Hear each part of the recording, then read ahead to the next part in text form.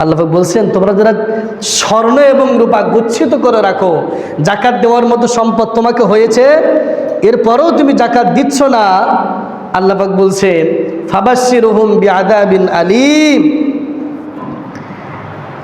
তোমাদেরকে আমি আল্লাহ কঠিন শাস্তির সুসংবাদ দিচ্ছি। কঠিন সুসংবাদ, শাস্তির সুসংবাদ হয়?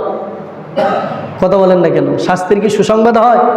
শাস্তির কি হয় না? আল্লাহ সুসংবাদ কেন বললেন? আল্লাহ সুসংবাদটা এটাই বললেন, যখন তার কোনো সন্তান অপরাধ করে, মা পারে না, তখন মা তার সন্তানকে বলে, তোর বাপ বাড়ি আসুক, আমি সব বলে দেব, মজা টের পাবি। কি বলে? মজা।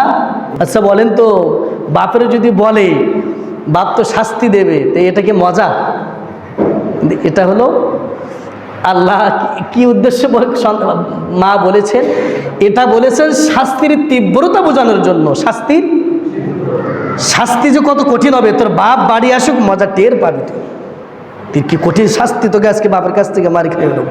এটা শাস্তির কঠোরতা, শাস্তির তীব্রতা বোঝানোর জন্য মা যেমন তার সন্তানকে বলে, আল্লাহ তার বান্দাদেরকে বলছেন, তুমি যদি জাকাত না দাও তোমাকে এতটা শাস্তি দেব, এজন্য তোমাকে বলছি ফাবাশশিরহুম বিআযাবিন আলীম, তোমাকে শাস্তির সুসংবাদ দিচ্ছি। এরপর কঠিন আল্লাহ বলছেন ইয়াউমা ইউহমা আলাইহা ফি নারি জাহান্নাম, তোমাকে আমি জাহান্নামে নিক্ষিপ্ত করব, ফাতুকুয়া বিহা জিবাহুহুম ওয়া জুনুবুহুম ওয়া যুহুরুহুম, তোমার এই কপালের পার্শ্বদেশ এবং পিঠ এবং হাত সবগুলো এবং পা দুটোকে পিছন দিক থেকে উপড়িয়ে ফেলে।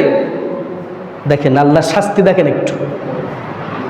পা, কপাল, হাত পিছন দিক থেকে, নাকড়ি, খড়ি, কাঠ, যারা চুলায় জাল দেয়, এটা যদি বড় হয়, মা বোনেরা কি করে?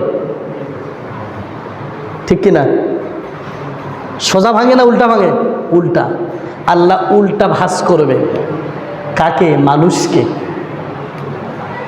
দেখেন শাস্তির তীব্রতা, দেখেন একটু। তোমাকে একেবারে পিছন দিক থেকে উল্টা করে বেড়িব দিয়ে তোমাকে আমি জাহান্নামে নিক্ষিপ্ত করে দিব।